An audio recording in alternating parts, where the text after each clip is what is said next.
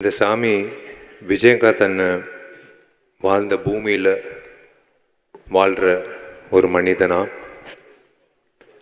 இந்த கலைத்துறையில் ஒரு மேதாவி, ஒரு நடிகர், கேப்டன் விஜயகாந்த் நடித்த அதே கலைத்துறையில் ஒரு நடிகனா, கேப்டன் விஜயகாந்த் அண்ணனோட ரசிகனா,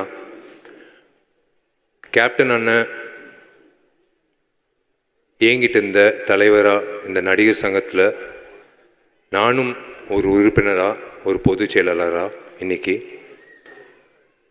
அதுபோக அவரோட கட்சி, இது நான் வெளிப்படையாக சொல்கிறதுல எனக்கு எந்த தயக்கமும் இல்லை. எனக்கு கொடுத்த தைரியம் அவர் தான். தேமுதிக கட்சிக்கு வாக்களித்த வாக்காளராக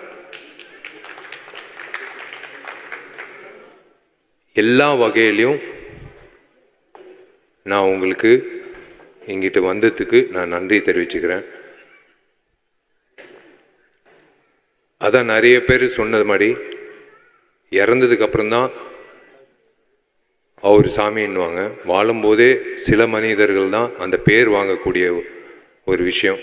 வாழ்ந்துட்டு இருக்கும்போதே அவர் சாமி அப்படின்னு பார்த்து வியந்து பார்த்த அத்தனை பேர், வெறும் சினிமா துறை மட்டும் இல்லை, இந்த அவர் அந்த ஏவியில் நீங்கள் பார்க்கும்போது யார் வந்தாலும் பட்னியாக போகக்கூடாது. அவர் அலுவலகத்துக்கு வந்த யாராக இருந்தாலும், அது சினிமா துறை சார்ந்தவங்க. நான் கேள்விப்பட்டது என்னென்னா, அசிஸ்டன்ட் டைரக்டர்ஸ், அப்போது ரொம்ப கஷ்டப்படுற அசிஸ்டன்ட் டைரக்டர்ஸ்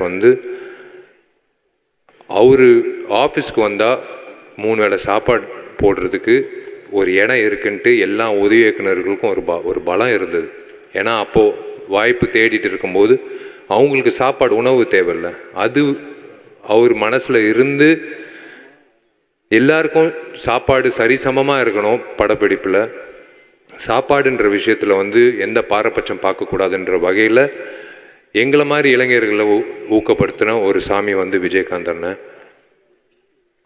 அவர் பாதையில் அப்படி பண்ணணுன்ற விஷயத்தில் நாங்களும் அந்த அந்த முயற்சியில் ஈடுபட்டோம்.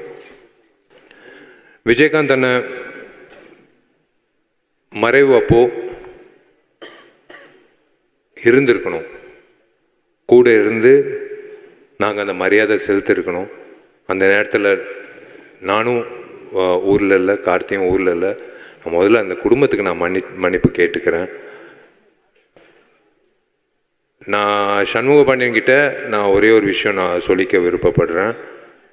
கேப்டனை நான் உங்களுக்கே தெரியும், நிறைய நடிகர்களுக்கு மேலே வர்றதுக்கு ஒரு தூணாக இருந்திருக்காரு. எது பற்றியும் யோசிக்கலை, காசு வாங்கலை, காசு கொடுத்தாலும் வாங்கியிருக்க மாட்டார். ஆனால் அன்னைக்கு பண்ணணும்னு அவசியம் கிடையாது.